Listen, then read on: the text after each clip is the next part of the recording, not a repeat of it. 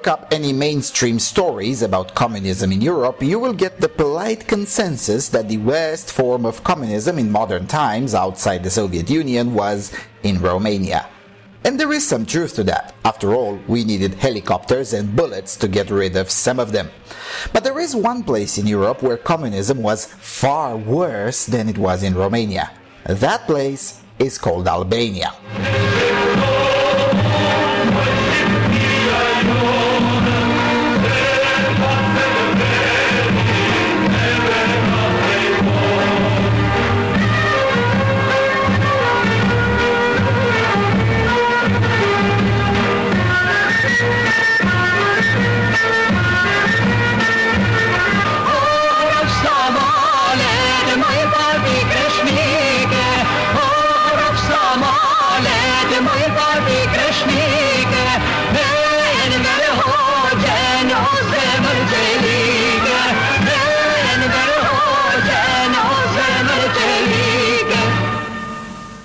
After all, the communist era in Romania consisted of the Gulag period, such as the Pitești experiment, which we covered a few years ago on this channel, links in the low bar, and also the unmitigated disaster of the 1980s, which only now is being outstripped in seriousness by the communist state of Venezuela.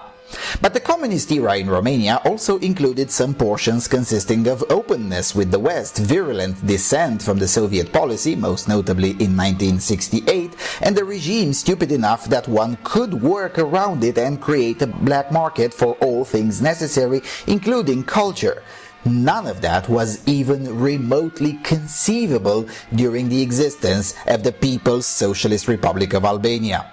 So we will try in the next hour to take a peek into what was the harshest communist regime in Europe, the kind of regime that even Nikita Khrushchev thought was too harsh.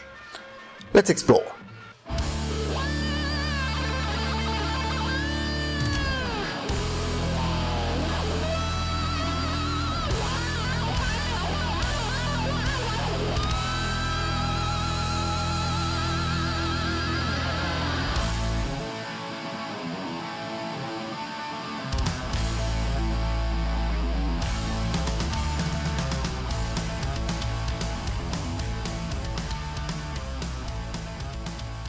Hello everyone and welcome to the second featured installment of the 2018 Albania tour.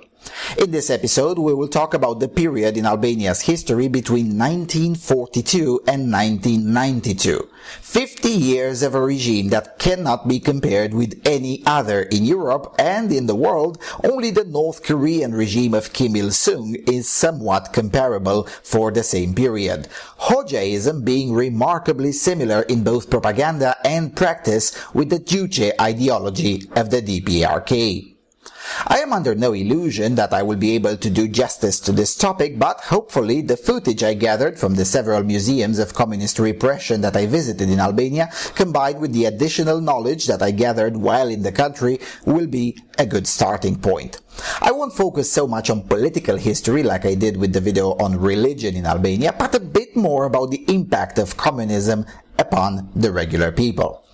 So, for the purposes of this talk, the presentation is divided as follows. 1. Brief political history of the Socialist Republic, and then we go into details. So number 2, the Sigurimi. Number 3, the madness of Enver Hoxha. 4, day-to-day life under Enver Hoxha. Number 5, how it ended. And finally, number 6, conclusions. So, without further ado, let us begin.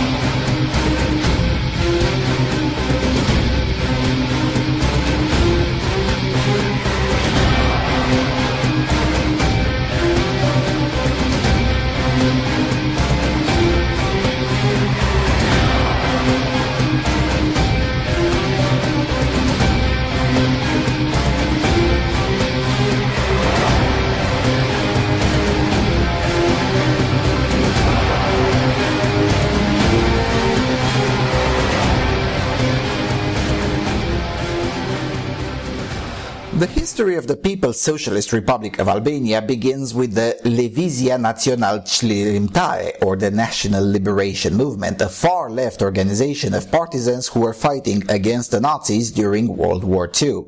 The National Liberation Movement was basically the Communist Party of Albania plus a few others who were there just to fight the war. This movement comes to power in 1944 after they liberated the country, and right from the get-go a frontman emerges.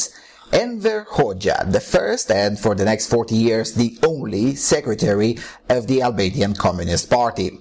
As soon as the movement comes to power in November 1944, they start doing what communists always do: kill everyone who disagrees with them. At first, they kill those accused of having collaborated with the Nazis. Then they go on with anyone who had friends in the wrong countries or wasn't sufficiently fond with international socialism. Within a month of taking power, the regime had already killed 60 politicians from the pre-communist era and imprisoned several hundreds more under the accusation of enemies of the people and war criminals. By August 1945, just 10 months into the regime, Hoxha and his cronies already moved to nationalizations, more purges, and the annulment of almost every international economic agreement that Albania had signed in the pre-communist era. By the end of 1945, the communist regime organizes a sham election meant to legitimize the new power, claiming to have gotten 93% of the people's votes for their regime. Of course, nobody mentioned in public until very recently that voters were only presented with communist candidates. This in itself is extraordinary through its brutality. Everywhere else in the Eastern Bloc, the communist regimes took over a bit more gradually, and at least at first, the communist parties would still maintain some formal coalition governments. Not in Albania, though. By 1946, Enver Hoxha formally becomes the Prime Minister, Foreign Minister, Defense Minister, and Army's Commander-in-Chief. Yes, all at once. Also, about a quarter of the Communist Party is purged. You see, those purged were also enemies of the people for having dared to suggest that Soviet-style economy isn't that great, or having dared to suggest that cutting all ties with the West is not the brightest policy. With no opposition remained, by 1947 the regime moves to adopt the Soviet accounting system, changes the constitution, formally abolishes the monarchy, nationalizes whatever industry remained still private, and moves all trade under state control, including small commerce, something which not even the Soviets tried. Throughout the regime, there are a few common threads: lust for absolute control to levels that even most Soviet leaders wouldn't go, and dogmatic rigidity that made Stalin himself look like a moderate. And that's how the regime acted on international stage. First, the regime gets into a spat with Yugoslavia because they perceived Tito as exerting too much control over Albania's economic affairs. Now, that wasn't entirely false, but it was happening due to economic reality.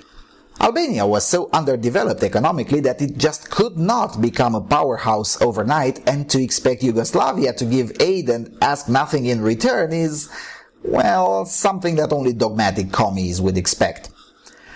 In 1948, the plenary of the Communist Information Bureau, which was a transnational organization that included all communist parties, decides to exclude Yugoslavia from its ranks, a decision quite controversial with several member states, but pushed hard by Joseph Stalin. The most adamant supporter of the decision was the Albanian Communist Party. 3 days after Yugoslavia's exclusion from the Cominform, Hoxha gives Yugoslav delegates 48 hours to leave the country and then proceeds to rescind all bilateral economic agreements with its neighbor, and the launch of a militant anti-Yugoslav propaganda blitz that transformed Stalin into an Albanian national hero, Hoxha into a warrior against foreign aggression, and Tito into an imperialist monster. And that's only 1948. Soon after, the Communist Party changes its name into the Albanian Party of Labour, allegedly after Joseph Stalin himself suggested this to Enver Hoxha. 1 year later, a new round of executions and purges take place, this time Hoxha getting rid of the pro-Yugoslav faction of the party. By 1952, the country was entirely isolated except Hoxha's love affair with Stalin. At war with the West, at war with Yugoslavia, and isolated from the rest of the Eastern Bloc, Albania's economy was already getting worse and worse. At the same time, the Sigurimi's power was increasing. But more on that later. Stalin dies in 1953, and soon after, the relationship between Hoxha and the Soviet Union starts getting sour, as Hoxha absolutely did not approve the Khrushchev doctrine of peaceful coexistence or the doctrine of different roads to socialism, which is the doctrine that was meant to lower the level of interventionism by the Soviet Union in other socialist countries. To make things worse, Khrushchev even believed that Hoxha should rehabilitate some formerly purged members and dial down the propaganda hysteria a little bit. Instead, Hoxha tightened his grip even more and then goes to Moscow at the now famous 1956 20th Congress of the Communist Party of the Soviet Union to defend Stalin's legacy and Stalinist principles. No, seriously. Hoxha believed that the source of troubles in the communist world in 1956 were twofold: Josip Broz Tito's heresy and the fact that the Soviet Union was no longer Stalinist enough. In his mind, the Hungarians had rebelled in 1956 because there wasn't enough Stalinism. But more on that in chapter 3. The big moment for Hoxha to shine on the international stage comes in 1960, as the ideological conflict between Moscow and Beijing was happening. Moscow, under Khrushchev, was toning things down a little bit, downsizing the Gulag program, introducing some economic reforms, and officially condemning the crimes of the Stalin regime. Meanwhile, Beijing, under Mao Zedong, would have none of that and believed, just like Enver Hoxha, that what was needed was more Stalinism. After some political calculation, Enver Hoxha's regime comes out fully in support of the People's Republic of China in 1960 during the Third Congress of the Romanian Workers' Party. I should probably make a separate video about the role of Romania in Albanian politics, since a lot of important events for Albania have a Romanian connection, including the independence of Albania or the national anthem. Anyway, by 1961, the Soviet Union cuts ties completely with Albania, including by shutting down its embassy in Tirana.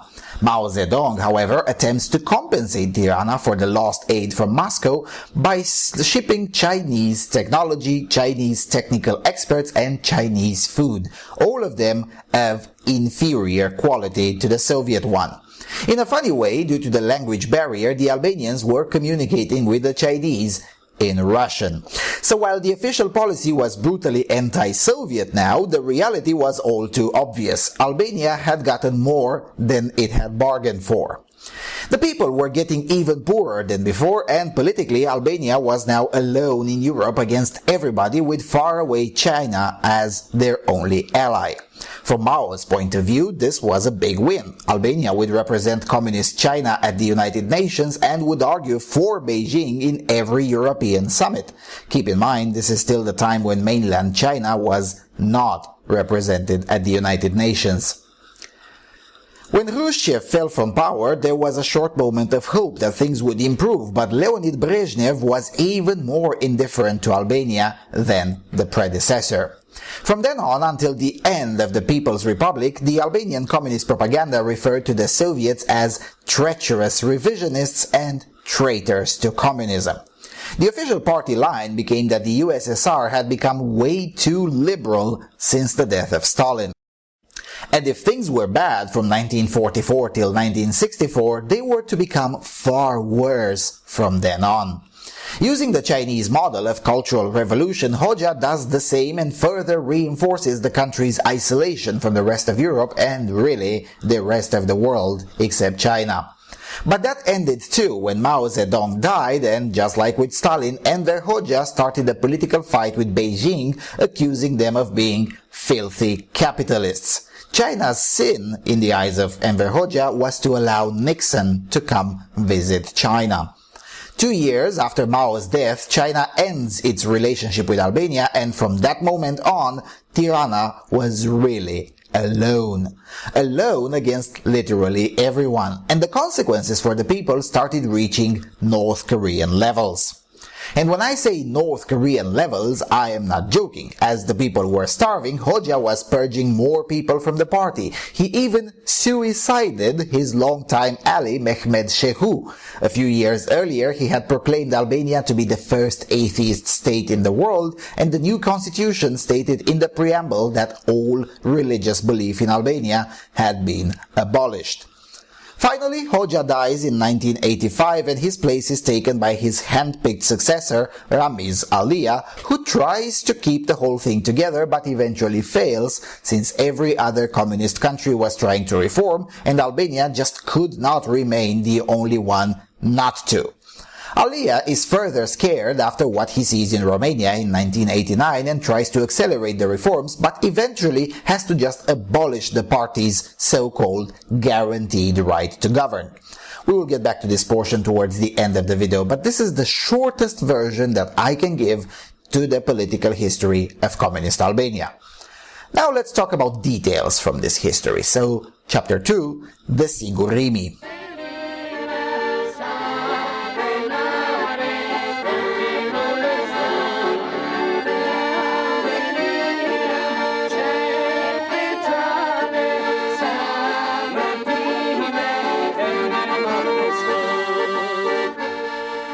Every communist country had its secret police organization tasked to terrorize the population into submission to the dear leader. East Germany had the Stasi, Romania had the Securitate, Hungary had the AVH, and Albania had Drejtoria e Sigurimit te Shtetit, or the Directorate of State Security, or Sigurimi for short.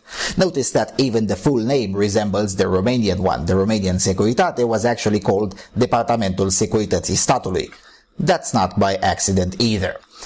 Officially, the Sigurimi was there to protect Albanians from dangers. This was true in all communist countries, but unlike other communist countries, the Sigurimi never did any of that and was instead the enforcer for whatever Hoxha would dream up the previous night. And unlike other communist countries, the Sigurimi had no limits on its means. They could do anything as long as it served the party. Gradually, all the other secret services in the Eastern Bloc had some of their powers limited, but in Albania, the opposite happened. The more time went on, the more brutal the Sigurimi became, to the point that one would have been hard-pressed to find someone in the country that was not or had never been under Sigurimi's surveillance at some point in time. While the Stasi, the KGB, or indeed the Securitate relied a lot on psychological manipulation by creating the impression that they could hear anything anywhere, when in fact they really couldn't, the Sigurimi wasn't joking around. They actually did have the means to keep everyone under surveillance.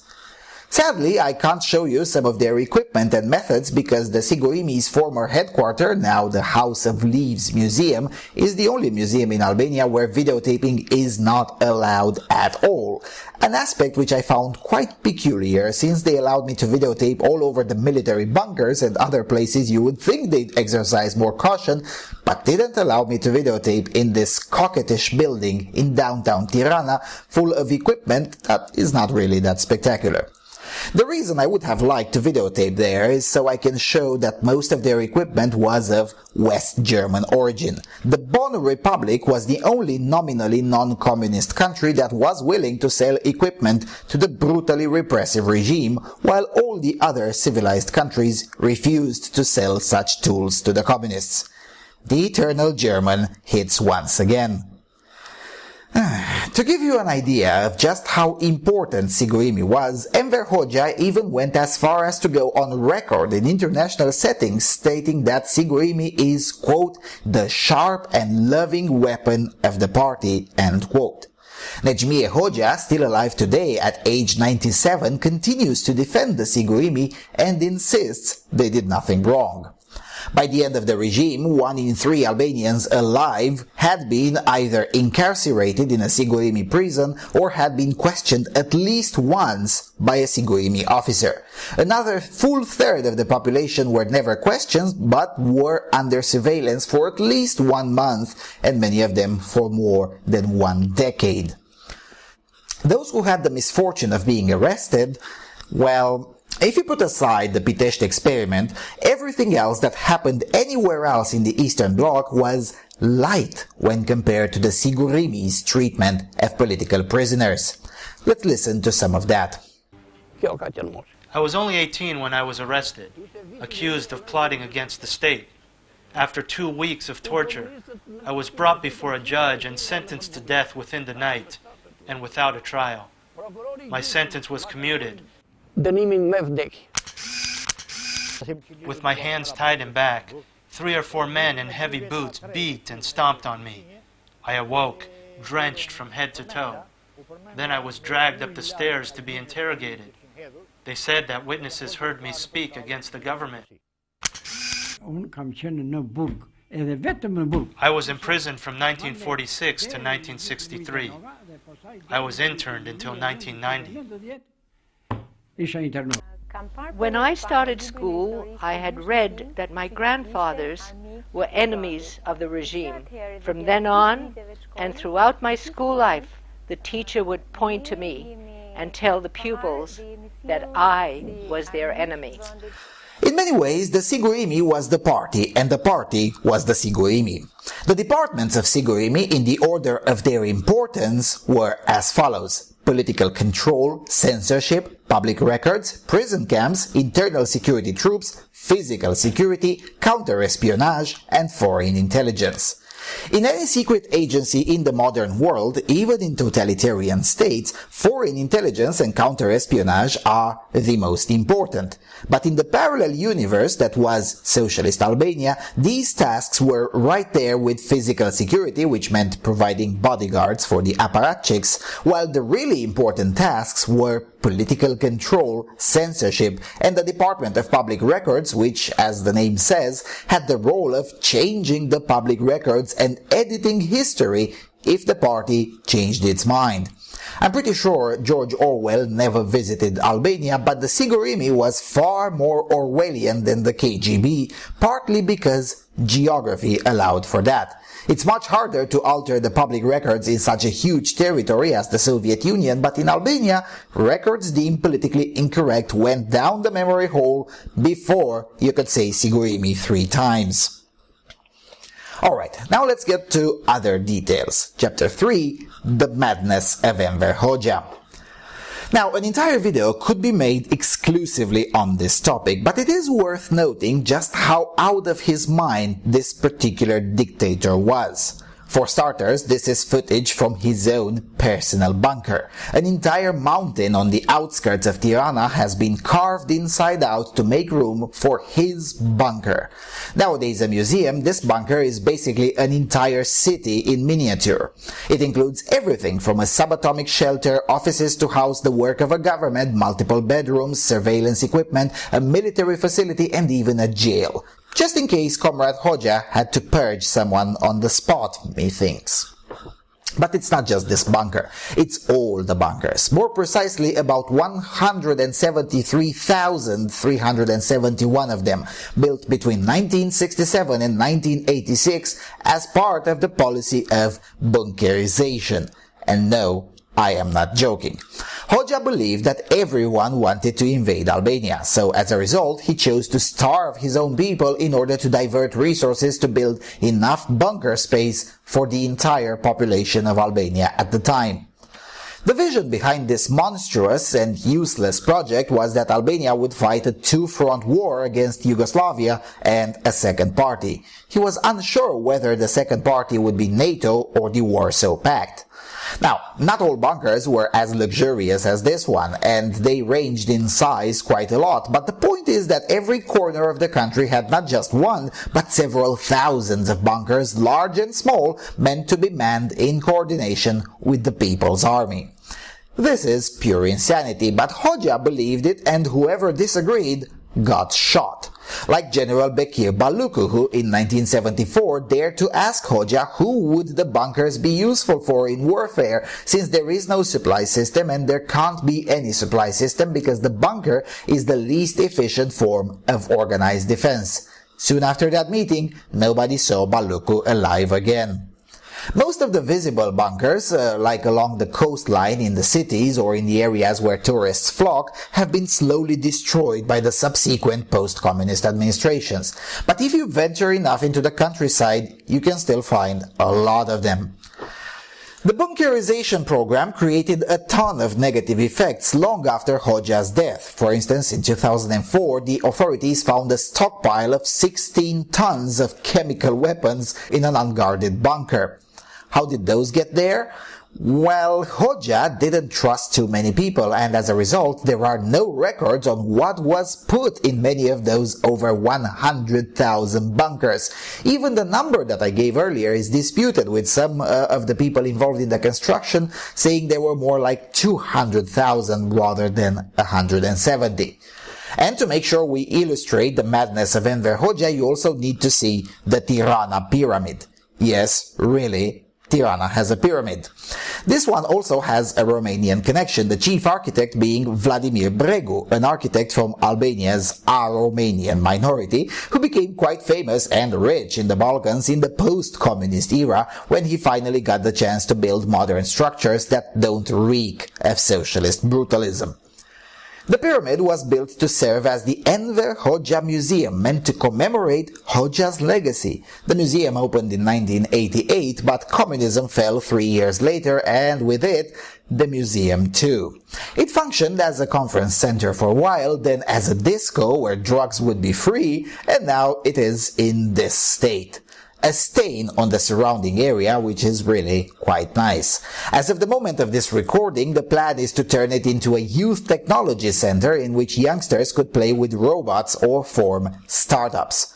Well, Ceausescu's palace still serves a political and statist purpose in Bucharest. Turning the pyramid into a capitalist center would beat the use of Ceausescu's palace by quite a lot. Alright, now let's get to chapter number 4. Day-to-day life under Enver Hoxha. Now, I mentioned earlier the bunkerization program, but that didn't mean just building bunkers all over the place, allegedly for the entire population. It also meant turning the whole center of Tirana into a bunker. The private bunker built on the outskirts of Tirana, from which you're seeing images right now, was just one of them. The much more spectacular one was right in the middle of the city, and just like the other one, it was completely verboten for the citizenry. Moreover, all around the city center there used to be walls separating the inner party from the rest of the populace. Just like there were walls on the beaches to prevent the plebs from trying to escape. But one by one, most of these walls have been destroyed, so it is quite hard to find portions of them to get a glimpse on how they used to look like. But I got a bit lucky. This is a tiny portion, apparently the only one that still exists, although judging by the construction site it will soon disappear as well, but this is a tiny portion of the huge wall that used to separate the Blocu neighborhood in Tirana from the rest of the city. This area was entirely restricted for the average person during the communist period, and most maps it would also appear blacked out. Ish Blocu, or simply Blocu, was the elitist neighborhood for the members of the Politburo, the apparatchiks deemed important, high-ranking members of the Sigurimi, and of course Enver Hoxha himself. And walls like this one, alongside armed guards and smaller barriers, were protecting the neighborhood from the praying eyes of ordinary Albanians. Sadly, unlike other ex-communist countries, there isn't a lot to study about life under Enver Hoxha because the vast majority of the population sought to forget the nightmare as fast as possible and never come back to those memories ever again. In another video, I said that if you don't want to piss off the locals, just don't poke fun at the Albanian flag, the map of Albania, Skanderberg, or the Albanian language. Well, perhaps I could add, don't ask about life under communism to that list too. But as much as I didn't want to piss off the locals because I really like the place and want to come back here someday, I still insisted. The shortest way I can describe it is something similar with communist Romania, but worse.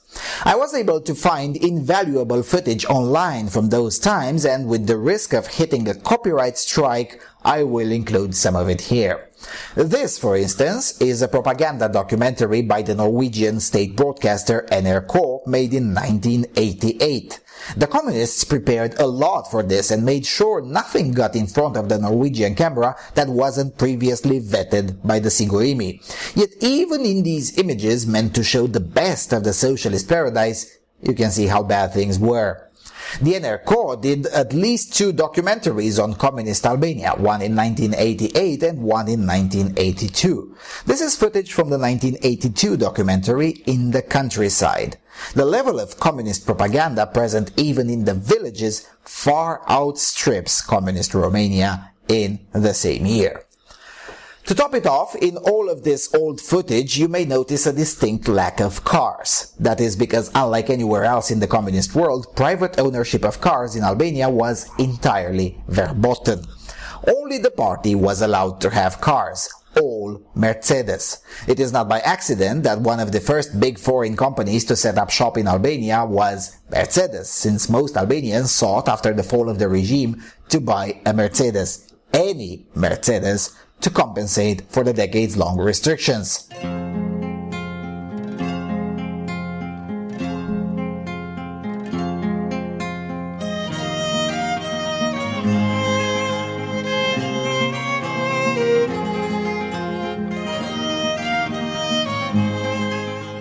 Partidul e în tot și în toate. The party is in all and everything, we used to say more or less ironically back in communist Romania.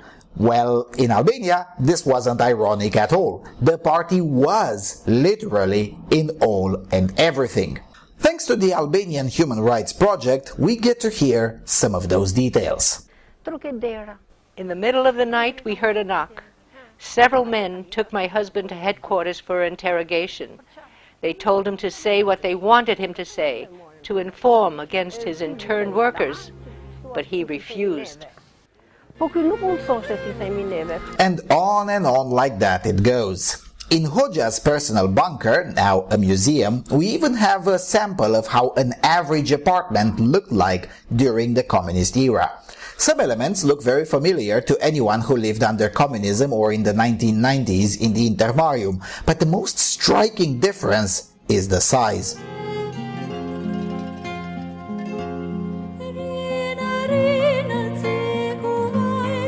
The average flat for an Albanian worker was significantly smaller and significantly poorer in house appliances than their equivalents in Romania, Hungary, Poland or Western USSR. And since the comparison with Romania comes most handy to me, it should be noted that food rationing, electricity rationing and water rationing were the absolute norm in Albania as well, with the recurrent power outages going on way into late 2000s in Albania, as the infrastructure was built with rationing in mind and intentionally not meant to serve a free people. Slowly, thanks to capitalism, this has been entirely resolved today.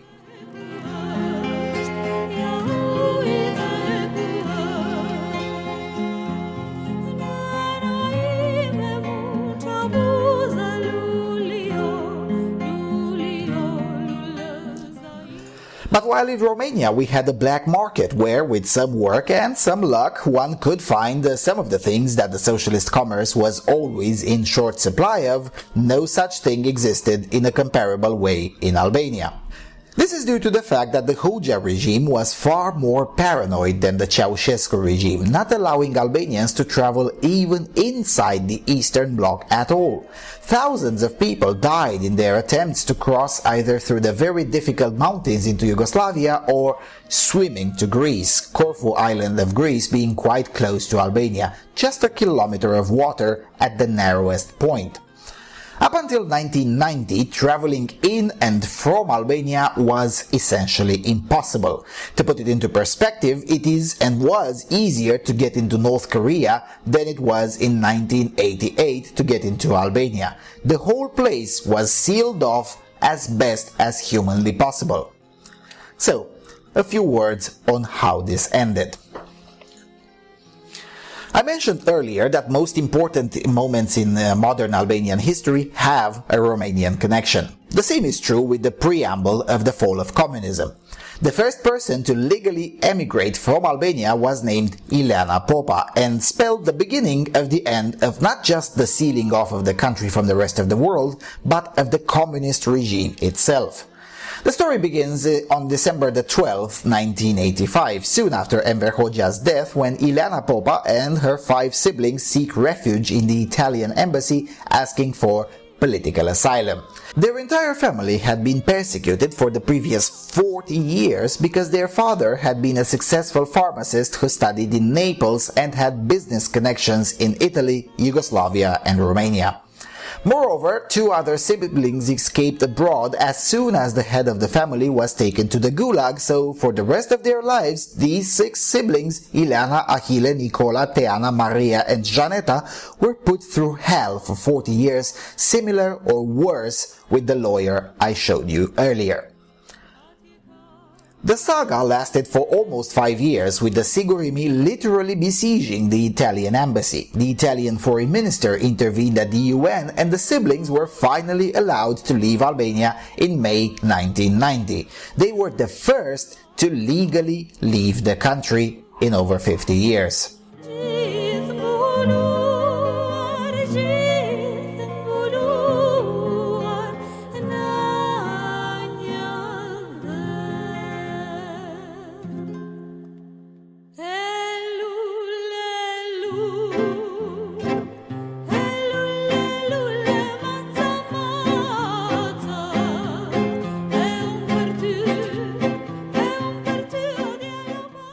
Around the same period, public demonstrations became more and more common, and for any realistic observer, it was quite clear that the jig was up for the communist dictatorship. By the end of 1990, more specifically on December the 11th, the Albanian Party of Labour came out and said it will allow free elections and the formation of new and non-communist political parties. The first Democratic Party formed next day, and the communist monuments started being vandalized that same day. In March 1991, the first sort of free election is being held, with the commies winning them, but with a fragile majority. Public protests forced the communists to create a stability coalition which, for the first time ever, included non-communists. This new stability coalition is given a 1-year mandate to manage the transition from mental disorder to normal country, a task at which, of course, they mostly fail, but they do get a few things right, such as religious freedom, freedom of movement, abolition of capital controls, and they also organize much fairer elections in March 1992, exactly 1 year after the previous ones. Everything else was a failure, including their bid to stay in power. Between 1991 and 1992, the government collapsed at least 3 times as more and more unrest was sweeping the country as soon as people were finally getting some uncensored information for a change.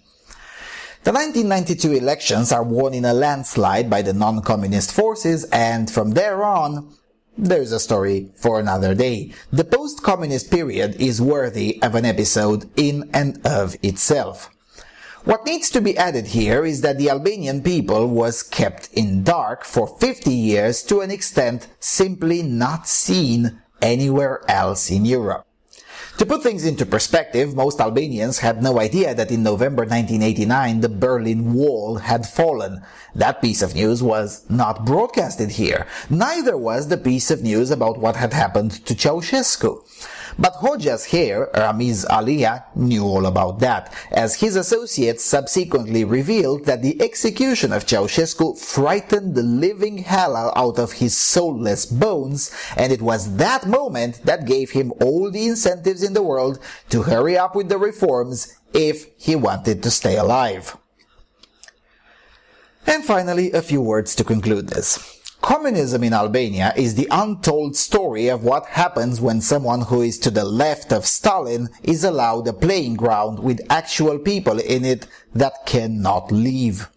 Communism in Albania is a story of misery that makes most other stories seem moderate in comparison. I mean, think about it. Venezuelans can legally go to Colombia. They can communicate with the outside world and generally have a much more serious shot at taking down the regime.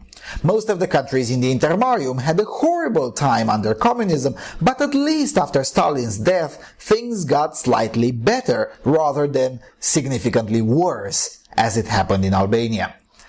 The story of communism in Albania is a story of everything that could go wrong, going not just wrong, but very, very wrong indeed.